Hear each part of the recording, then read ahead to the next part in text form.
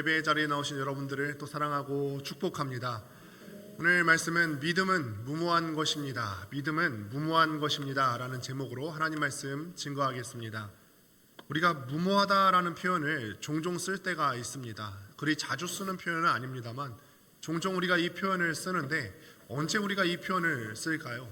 무모한 행동을 한다라고 했을 때는 우리가 어떤 긍정적인 상황에서 쓰이기보다는 약간 부정적인 상황에서 이 무모하다라는 표현을 쓸 때가 많이 있습니다.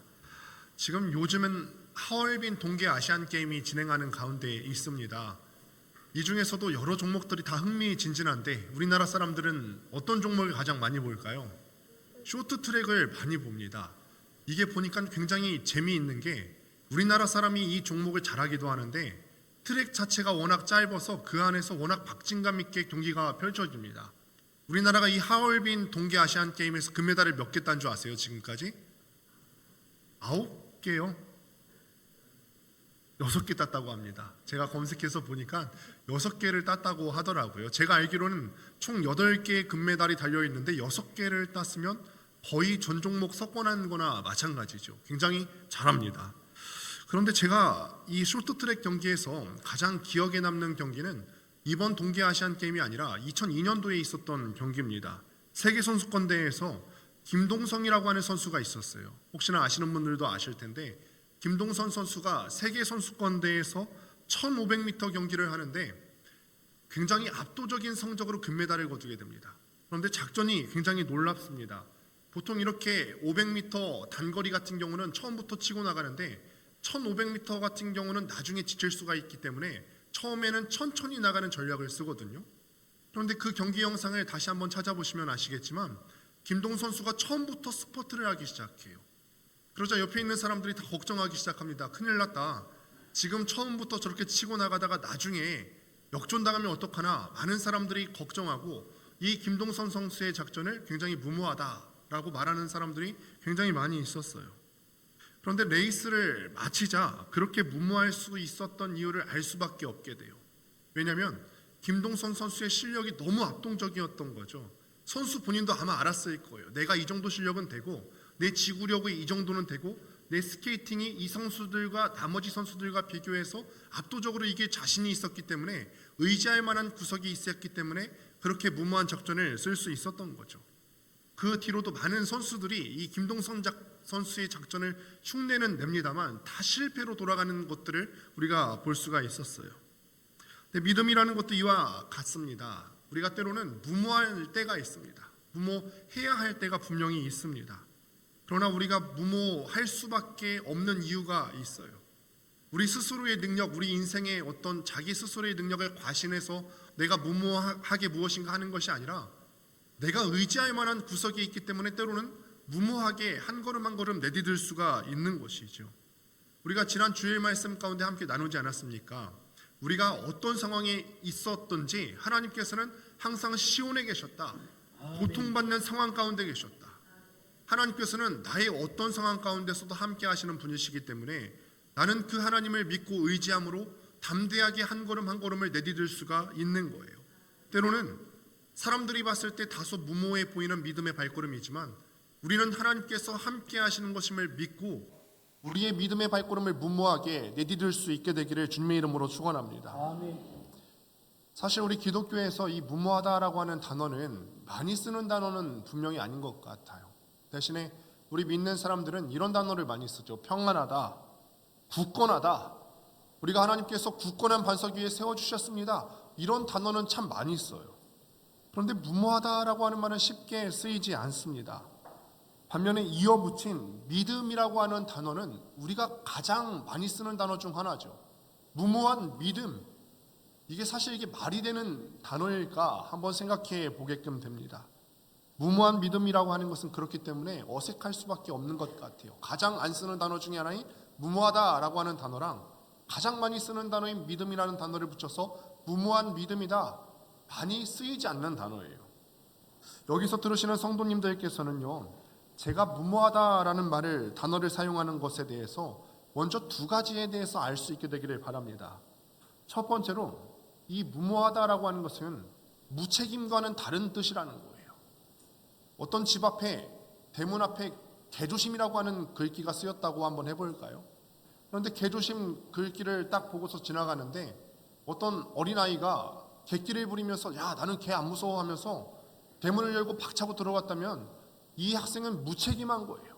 무모한 게 아니에요. 무책임한 것입니다. 우리가 무모한 믿음의 길을 한다고 할 때에는 무책임한 행동과는 잘 구별하여야 할 것입니다. 두 번째로 이 무모하다라고 하는 것은 안전한 믿음과는 반대되는 의미에서의 무모한 믿음이에요. 어떤 믿는 사람들은요, 믿는다고 하면서 모든 것이 안정되기를 원해요. 믿는다고 하면서 하나님께서 내 삶을 안정시켜 주실 거야. 하나님께서 내 삶을 편안하게 만들어 주실 거야. 나는 신앙생활을 하면서도 별다른 믿음의 도전을 하기를 원치 않아. 나는 그냥 그렇게 두리둥실하게 신앙생활하고 싶어. 더 나아가서는 나는 아무도 모르게 큰 교회 같은데 기둥 뒤에 숨어서 그냥 편안하게 살고 싶어. 어떤 믿음의 도전도 하고 싶지 않아. 한 번은 이런 얘기를 들은 적이 있어요. 한 사람이 교회를 정하기 위해서 돌아다니다가 정착하게 됐는데 정착한 지 몇 주가 되지 않아서 그 교회가 건축한다 하는 얘기를 듣고 교회를 옮겼대요. 무슨 이야기입니까? 건축한다고 하면은 혹여나 건축 헌금하라고 할까봐 두려운 나머지 교회를 바로 옮겨버렸다는 거예요. 그러니까 자기 가진 것은 잃고 싶지 않다 이거예요. 내가 신앙생활 한다고 하면서 내가 갖고 있는 것은 잃고 싶지 않아. 다만 나는 이 예배의 자리에 나와서 어떤 예배에서 주는 감정적인 카타르시스를 느끼고 싶고 하나님께서 내게 주시는 은혜와 복락만 누리고 싶지 내가 하나님께 드리고 싶은 것은 전혀 없어. 난 어떤 무모한 믿음도 무모한 모험도 하고 싶지 않아. 그리스도인은 어느 때이고 안전할 수만은 없습니다. 안전을 추구하면서 교회를 다니는 사람들은 종교인이지 그리스도인이 아니에요. 초대교회부터 우리의 역사가 그렇습니다. 초대교회에 예수를 믿은 사람들은 안전하기를 바라서 예수를 믿은 사람들이 아니에요. 오히려 그들은 예수를 믿기 위해서 목숨을 걸었어야만 했죠. 로마 제국의 박해 아래에서 그들은 목숨을 걸었어야지 그들의 믿음을 지킬 수가 있었다는 거예요. 성경에 나오는 위인들은 이런 의미에서 하나같이 무모한 믿음의 소유자였음을 우리가 볼 수가 있습니다. 우리 함께 모리아 산으로 한번 올라가 보실까요? 아브라함이 이삭을 제물로 바치려고 칼을 딱 지켜드렸어요. 그런데 그 이삭은 어떻게 얻은 자식입니까?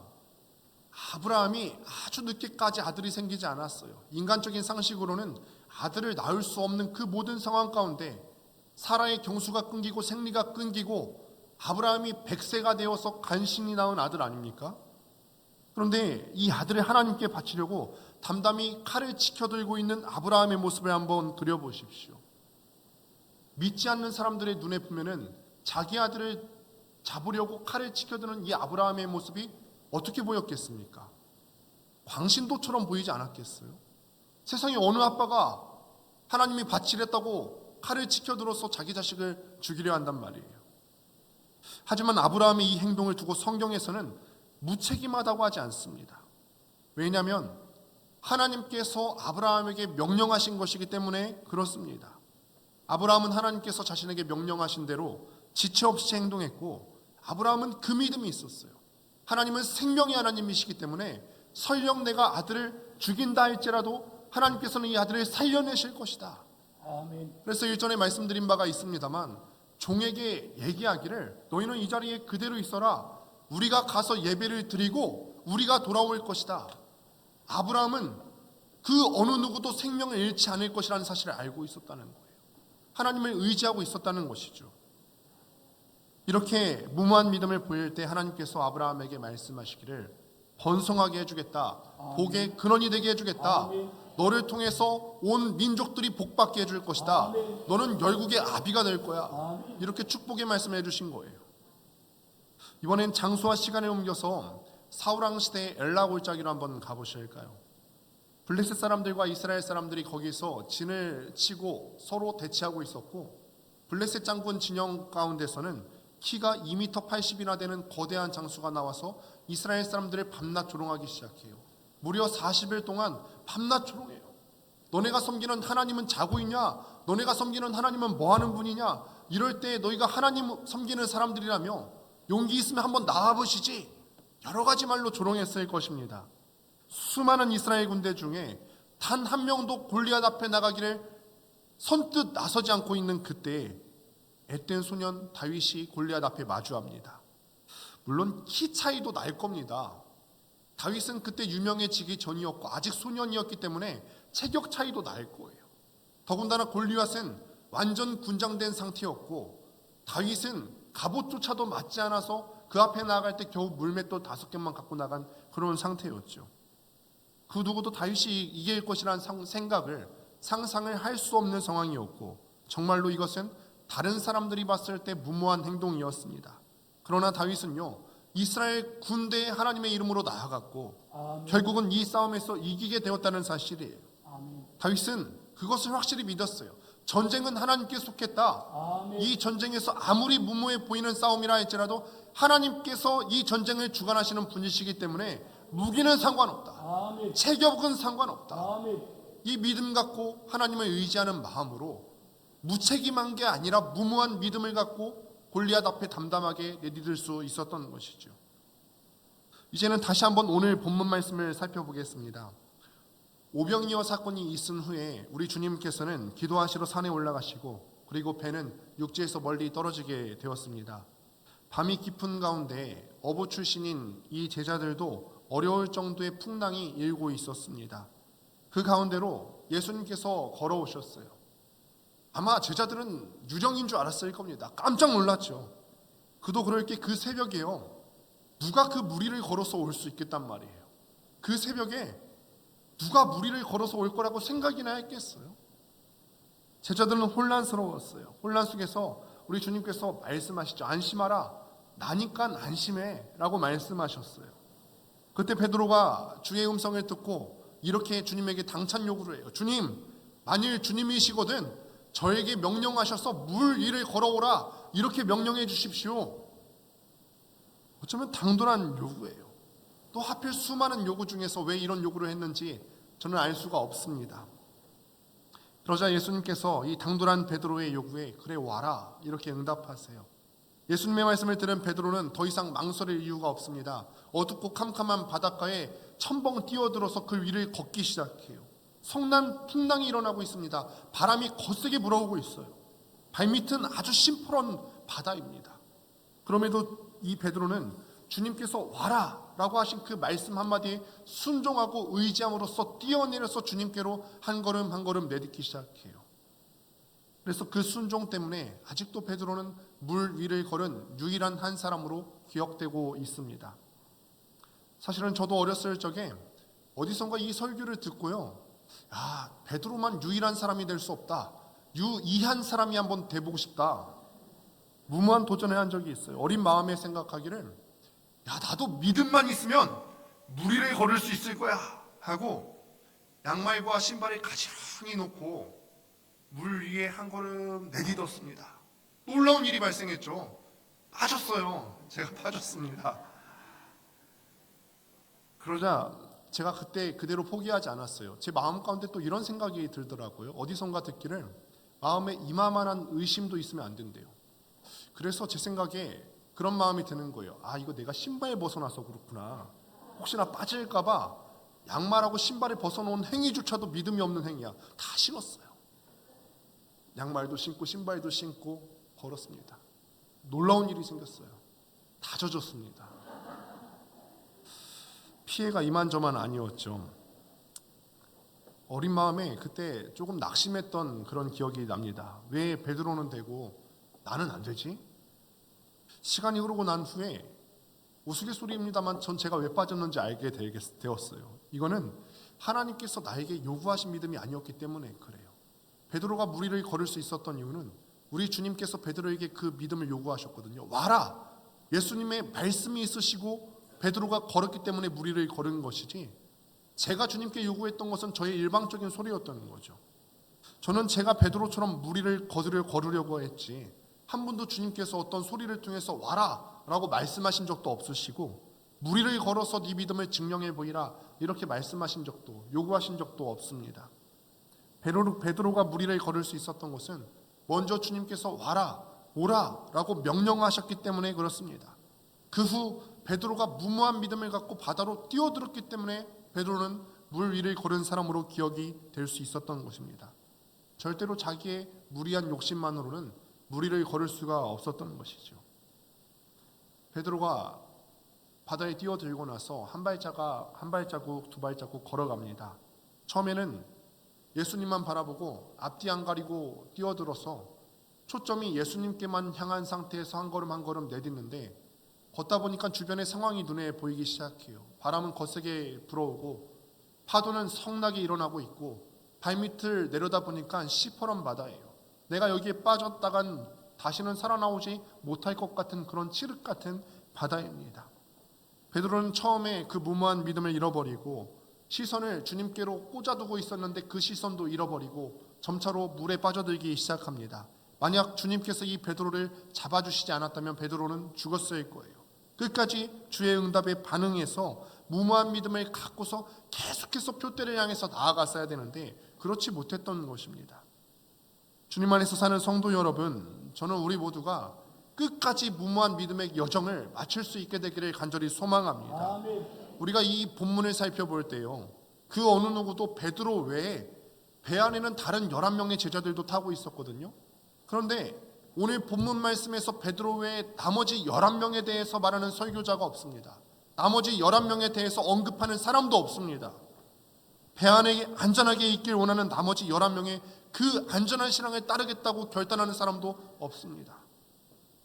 믿음이란 무모한 것입니다. 때로는 거센 바람이 불어와도요, 때로는 성난 파도가 쳐와도 주님의 요구가 있을 때 와라, 그 요구가 있을 때 거친 바다로 뛰어들 수 있는 것이 바로 무모한 믿음이죠. 아멘. 우리가 베드로처럼 믿는다고 할 때에는 무모함이 없을 수가 없다라는 거예요. 히브리서 11장에 대해서 우리가 믿음장이라고 알려져 있는데, 이 믿음에 대해서 말하기를 믿음은 바라는 것들의 실상이다 라고 얘기합니다. 아멘. 바라는 것들이라고 하면은 아직 그 일이 이루어지지 않은 상태예요. 수많은 리스크가 존재하죠. 그 이루어지는 일이 이루어지기까지 수많은 위험이 존재하고 수많은 유혹이 존재하고 수많은 고난이 따를 거예요. 그럼에도 불구하고 그 믿음을 가져야 된다고 히브리서 11장 기자가 이야기하고 있는 거예요. 오지 않은 일을 바라는 것 자체가 우리에게는 무모한 것이죠. 우리는 이미 오신 예수 그리스도에 대해서 알고 믿고 있지만 최종적으로 우리 주님께서 갖고 오실 그 나라는 아직 완성되지 않은 나라이기도 합니다. 그러니 우리가 그 신앙을 갖고 오지 않은 것에 대한 믿음을 갖고 있는 것은 세상 사람들이 봤을 때는 무모한 거예요. 그러나 우리는 반드시 가져야 되는 믿음인 줄 믿습니다. 아멘. 주님께서 우리에게 바른 신앙생활을 요구하십니다. 아직 우리에게 일어나지 않은 일에 대해서도 우리에게 주님께서 명령하십니다. 그 요구가, 주님께서 우리에게 들려주시는 그 명령이 우리가 보기에는 다소 무모하고 다소 어려워 보일 때가 분명히 있습니다. 신앙생활이라는 것 자체가 때로는 무모한 면이 많이 있죠. 안식일을 기억하여 거룩히 지키라, 하나님께서 우리에게 주신 말씀이시죠. 피곤하게 6일을 보냈는데 주일은 좀 쉬고 싶기도 한데, 주일 성수를 하려고 하면요, 주일에 그냥 나와서 예배만 드리는 거 아니잖아요. 봉사도 해야 되고요, 식당도 섬겨야 되고, 교사도 섬겨야 되고, 찬양대도 섬겨야 되고, 봉사도 해야 됩니다. 지금까지 주일 지키고 월요일에 과로사했다는 사람을 보신 적이 있으십니까? 11조를 구별하여서 거룩하게 하나님 앞에 드리라고 하십니다. 물가는 날마다 오르는데, 이 세상에 있는 모든 것들이 다 오르는데 오르지 않는 것 딱 한 가지, 내 월급은 오르지 않아요. 세상의 월급은요, 숫자처럼 그냥 내 통장만 찍고 나가는 것 같아요. 각종 공과금이 자동이체되고 나면요, 남는 게 없습니다. 그런데 여기에서 10분의 1을 구별하라니 참 무모한 믿음 같습니다. 하지만 11조를 드리면은 그 부족한 것을 빈틈없이 채워주시는 주님을 만나볼 수 있다는 거예요. 아멘. 그러니 우리는 신앙생활을 할 때 주님께서 일하실 여지를 만드시는 것이 굉장히 중요합니다. 주님께서 일하실 것입니다. 우리의 부족함을 주님께서 채우실 거예요. 아멘. 이것이 우리가 무모한 믿음을 가져야 되는 배경인 것이죠. 아멘. 주님께서 우리에게 명령하시는 그 모든 것들 살펴보시면 주님께서는 우리에게 평균을 요구하시는 것 같으세요? 아니면 평균 이상을 요구하는 것 같으세요? 주님께서는 우리에게 믿음을 요구하실 때 적당히를 요구하시는 법이 없으세요. 차든지 덥든지 평균 이상을 하라 요구하시지 적당히 편안하게 신앙생활하라 이렇게 말씀하신 적이 없으십니다. 이렇게 벅차고 무모해 보임에도 불구하고 우리는 담대하게 폭풍 가운데일지라도 믿음의 한 걸음 한 걸음을 내디뎌야 할 줄로 믿습니다. 왜냐하면 우리에게 그런 무모한 믿음을 요구하시는 주님께서는 또한 능히 이 모든 상황 가운데서 우리를 건져내실 수 있는 주님이시기 때문에 그렇습니다. 베드로의 이야기를 보면서 우리가 무모한 믿음에 대해서 묵상하고 적용할 수 있는 이유는, 비록 베드로는 처음에는 그 무모한 믿음을 갖고 물 위로 뛰어들었다가도 실패했지만 그럼에도 불구하고 실패한 베드로의 손을 잡아주시는 주님이시기 때문입니다. 주님 안에서 사랑하는 성도 여러분, 우리는 삶의 순간순간마다 분명한 믿음의 선택을 할 경우를 맞이하게 돼요. 내 마음 가운데 믿음의 선택을 할 수많은 시간들이 마주하게 됩니다. 그럴 때 우리가 오늘 이 말씀을 기억할 수 있게 되기를 바랍니다. 조금 더 무모한 선택을 하실 수 있게 되기를 바랍니다. 이 무모한 선택을 할지라도 주님께서 도우시고 채워주실 것을 기대하면서 나아갈 수 있었으면 좋겠습니다. 저는 어렸을 때부터 처음부터 목회자가 되려고 했던 것은 아닙니다. 저번에도 말씀을 드렸다시피 저는 다른 길로 가보면 어떨까 이런 생각을 많이 해봤습니다. 그런데 저희 어머니께서는 제가 어렸을 때부터 제가 목회자가 되기를 그렇게 원하셨어요. 그런데 선뜻 제가 그렇게 하겠다 대답하기에는 세상에 있는 수많은 좋아 보이는 직업들이 많이 있는 거예요. 대학을 선택할 때 여러 가지 진로가 있었어요. 그런데 마음속에 드는 확신이 바로 목회자가 되는 것이겠다. 어머니가 계속 그렇게 말씀하셨거든요. 야, 세상에 의사라는 직업도 정말 좋고 정말 귀한 일이고 사람의 몸을 고치는 일 정말 귀하다고 칭송받지 않니? 목회자는 사람의 영혼을 고치는 일이야. 참 이 말이 마음에 계속 와닿더라고요. 그러면서도 이 목회자 진짜 안 되겠다라고 하는 것이 경제적 문제 때문에 그랬어요. 솔직하게 고백하건대 이 경제적 문제를 다시는 마주하고 싶지 않더라고요. 예전에 우스갯소리로 이런 이야기를 한 적이 있어요. 소장수가 있었는데 수많은 사람들에게 그렇게 얘기를 했더래요. 이 사람들 중에 이 소를 울릴 수 있는 사람이 있으면 상금을 주겠다는 거예요. 그때 어떤 사람이 손을 들고 터벅터벅 나옵니다. 그리고 나서 소에게 뭐라고 속닥속닥 얘기해요. 그러더니 소가 눈물을 주르 흘리더랍니다. 그랬더니 이 소장수가 궁금해서 묻습니다. 뭐라고 얘기했습니까? 했더니 이분이 그러셨대요. 내가 개척교회 목사입니다. 원로 목사님께 들은 이야기시죠. 익숙하시다 하셨죠. 정말 싫더라고요. 어렸을 적에 저희가 뭐 들으신 분들 계실지 모르겠는데 경제적인 상황이 여의치가 않으니까 개를 한 20마리 키워본 적도 있어요. 반찬이 없으니까 어떻게든 반찬이라도 해야겠다 싶어서 닭도 키워봤고요. 그 달걀 꺼내는 역할을 제가 맡았어요. 그렇게 해본 적도 있고. 그러면서 참 목회자 좋은 것이긴 한데 내가 되고 싶진 않다. 더군다나 개척교회는 내가 진짜 피해야 될 직업 중에 하나다. 그런데 그때 이후로 시간을 돌아보건대 주님께서는 제가 그 길을 작정하고 또 걸어가기로 한 이후부터 더욱더 풍성하고 많은 것으로 채워주심을 경험했고 또 볼 수 있었습니다. 한 번도 부족해 본 적 없고 한 번도 제가 없어서 제 의도와 상관없이 굶어 본 적은 없습니다. 경제적으로 안전하지 않은 길이었지만 지금껏 경제적인 문제로 인해서 불안해 본 적은 없습니다. 물론 이제 시작일 뿐이고 앞으로 더 많은 훈련의 길이 저에게 있을 것이지만 문제 없습니다. 주님께서 저에게 요구하시는 대로 믿고 무모하게 나아가면 지금까지 저를 지켜오신 주님께서 앞으로의 길도 지켜주시리라 믿습니다. 마찬가지로 우리 성도님들의 길도 지금까지 무모하게 믿음의 길을 선택하며 걸어오셨을 때 주님께서 지켜주신 것처럼 앞으로도 우리가 믿음의 무모한 선택을 할 때 주님께서 그 길을 지켜주시고 보장해 주실 것을 확신합니다. 아멘. 말씀을 맺습니다. 아브라함이 이삭을 향하여서 칼을 지켜드린 것, 그 작은 소년 다윗이 거인인 골리앗 앞에 맞선 것, 베드로가 말씀에 의지하여서 거친 바다로 한 걸음을 내디딘 것은 다 위험한 일이었습니다. 하지만 이 모든 상황에서 두려움 없이 믿음의 길을 갈 수 있는 이유는 의지할 만한 구석, 주님께서 우리와 함께 하시는 줄이기 때문에 그렇습니다. 아멘. 주님께서는 오늘도 우리에게 적당하게 믿어라 라고 말씀하시지 않고 때로는 무모한 선택을 할 수 있어야 된다. 평균 이상의 믿음을 가져야 된다. 우리에게 요구하십니다. 여러분들께서는 어떤 선택을 하시겠습니까? 안전하게 숨어있는 종교인이 되시겠습니까? 아니면 때로는 무모해 보일지라도 무모한 믿음의 선택을 할 수 있는 담대한 그리스도인이 되시겠습니까? 우리 모두가 우리 주님의 요구대로 무모한 믿음의 한 걸음 한 걸음을 매일같이 내디딜 수 있게 되기를 주님의 이름으로 축원합니다.